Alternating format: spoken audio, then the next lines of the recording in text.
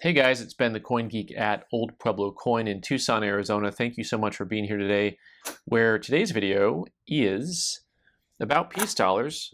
And I want to talk a little bit about some peace dollar action. Like always, please like, share, and subscribe. And I just wanted to show this to you guys. For those of you who don't know, there are massive amounts of fakes that are coming out of China, and most of them are fairly obvious. Some of them are not as obvious. Some of these peace dollars that we just got in, I'm going to take a closer look at and give you the feel for what a coin should look like. These coins here on the left, of course, are the counterfeit coins that are coming out of China. One of the things that you will notice about this that's a little bit different than some of the ones we've seen in the past is these have a very white look to them, which gives them a little bit more of a silver appearance compared to some of the ones we've seen in the past. Some of the ones that we've seen in the past have been very, very dark gray. And so they're doing something to the alloy now to make it a little bit more obvious. These particular coins are magnetic, so they have some other alloy in them, but a lot of the ones that they're making are not magnetic. So depending on what metal they're using, you will have magnetism or not. Let's get the closer view here of both of these coins. Just kind of see some of the stuff, some of the details that'll be missing or that'll be added, one of the two. One of the things that you'll see right away is there is a granular finish to all of the design. Like if you look on top of the surface of the lettering, the hair, all that stuff has a very much so granular design to it, which is really unusual. The next thing I want to point out is if you look at the back of the hair here and you start seeing this kind of like gap area where there's a high satin finish where it looks almost like it's a part of the field instead of a part of the design. You see how the field by the lettering is just kind of big, flat, open, and shiny. The back of the hair has that same look to it right in there.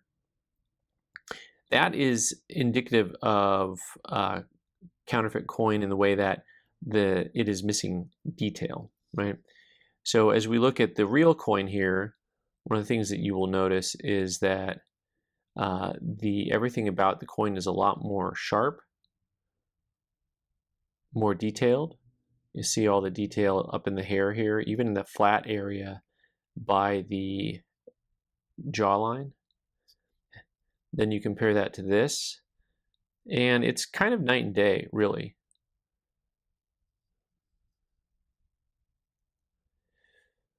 Looking at the date and the lettering, what does it look like?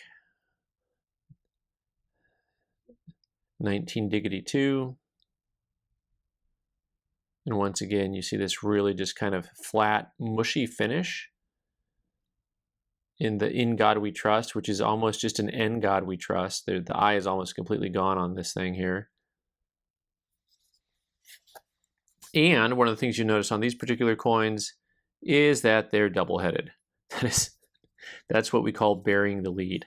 Not only are they double-headed, not only is there a few of them, also if you're ever at a pawn shop or traveling somewhere and you see coins that are in these types of holders with the little white strip on them, and they have this look from a distance, they're not real.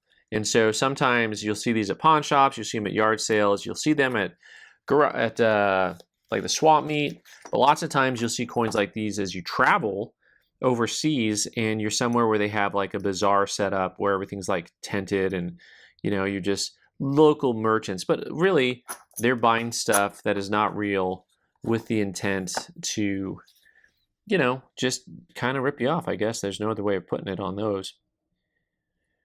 So be careful when you're out there in the real world, especially when you're on the eBay world. Just have an idea of what these look like visually from a distance. Like these guys, you'll see them all the time on eBay and they have a certain look to them. And from a distance, this is the difference between real and fake. And the distance look is really important because that's the one that on eBay you're going to see or not see. And I think they're fairly obvious on eBay. I see them all the time. So you just got to be careful out there wherever you're shopping at. All right, guys, thanks so much for being here today. I'm Ben the Coin Geek. You can subscribe by clicking on the owl button in the corner and watch more videos on the right side of the screen. Thanks.